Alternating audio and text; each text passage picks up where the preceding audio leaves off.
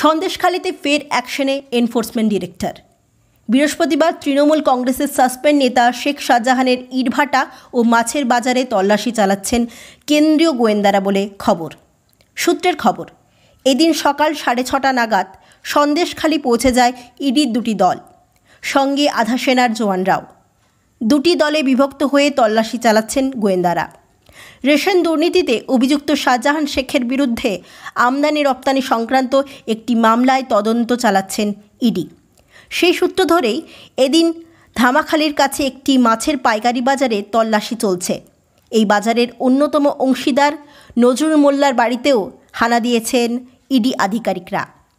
জানা গিয়েছে, সন্দেশখালীতে নদীর পাড়েও কেন্দ্রীয় বাহিনী মোতায়েন রয়েছে। শাহজাহানের ইটভাটাতেও তল্লাশি চালাচ্ছেন গোয়েন্দারা। ইডির দাবি, চিংড়ি ব্যবসা এবং ইটভাটা কারবারের আড়ালে রেশন দুর্নীতির কালো টাকা সাদা করা হয়েছে।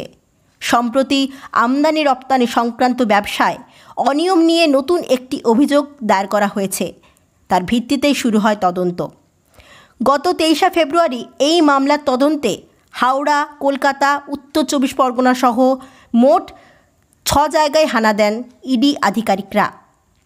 উল্লেখ্য, ইডি আধিকারিকদের উপর হামলার অভিযোগে গত মাসে শাহজাহানকে গ্রেপ্তার করেছে রাজ্য পুলিশ।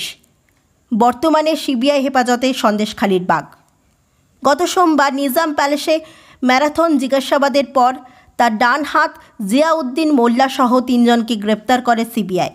ইডি আধিকারিকদের উপর হামলার দিন তাকে ফোনও করেছিলেন শাহজাহান।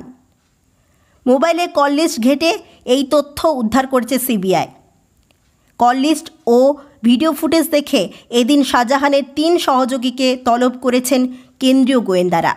সব মিলিয়ে সন্দেশখালীর ঘটনা যেন শিরোনামেই রয়ে গেল।